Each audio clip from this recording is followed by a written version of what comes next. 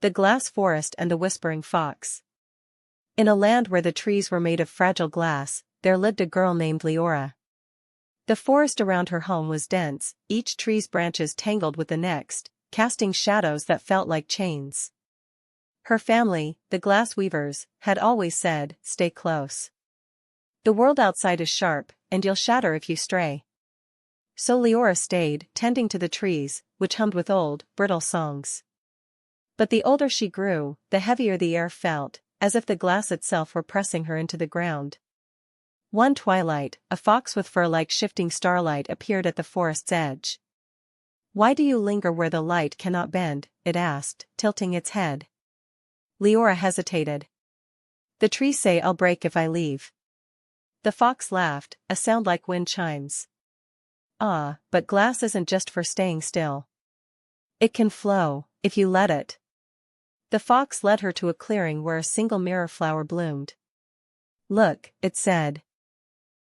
Leora peered into the flower's center and saw her reflection, but as she watched, her image softened, then hardened, then rippled like water. "Perception is a kind of magic," the fox explained. "The trees aren't the only ones who decide what's true." Leora's hands trembled. What if they're wrong?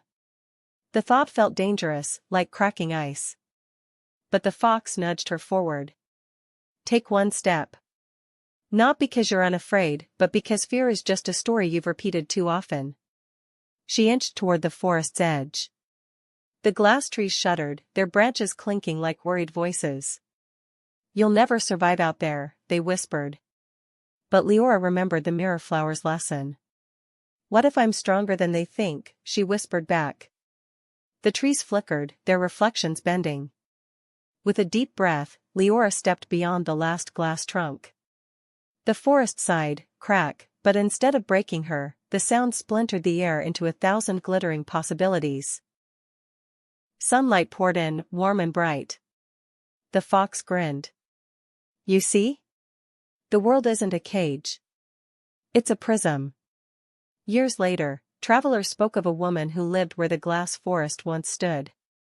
She'd built a cottage there, surrounded by trees that now grew wild and winding, their branches stretching toward the sky. Some said she'd learned to shape the glass herself, crafting bridges and doorways for others trapped in rigid, fearful places. And if you listened closely, you could hear her humming a tune that sounded like starlight, and freedom, and the quiet courage of a girl who'd learned to see the world, and herself, anew. The end. Moral: even the most fragile things can bend if you change how you see them. Your voice matters more than the echoes of old fears.